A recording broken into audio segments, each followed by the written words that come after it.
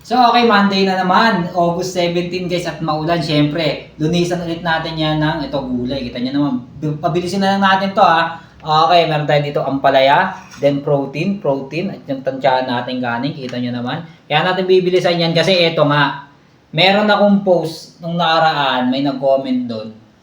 Parang gusto niyang makipag-argue sa akin. Kasi sabi niya daw, yung approach ko daw na ginagawa is applicable lang daw yun sa akin. Hindi daw siya, parang hindi siya pwede basta-basta rin sa mga sedentary lifestyle.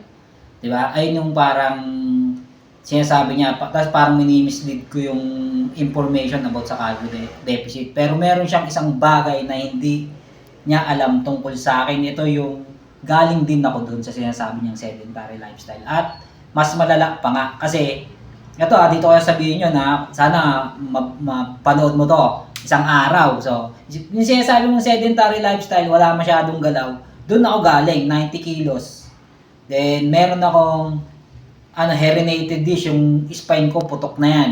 Hindi na yan pwedeng basta-basta gumalaw ng malalaki or mabibigat na galaw. Then, yung balikat ko, yung left shoulder ko, balik. Okay, then meron na ako ng sleep apnea. Baga huminto-hinto na sa paghinga, pag natutulog ako, ganun yung nagiging routine ko sa gabi. Then meron na akong mga health struggles na nararamdaman nun. Then ang dami kong trial and error na ginawa kaya parang hopeless na ako nung mga time na yon.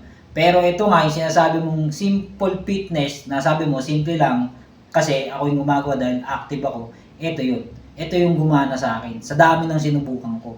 Hindi ko sinasabing ito yung tanging paraan, pero alam ko, marami dyan na kahit binili niya na yung pinakamahal na way na food scale or nag-subscribe siya sa mamahaling app, hanggang ngayon, struggle pa rin siya. Di ba? Hindi niya pa rin makuha ng tama, hindi niya masustain, hindi niya ma-execute na maayos. So, dun ko sinishare yung sinasabi kong simple fitness na ganito.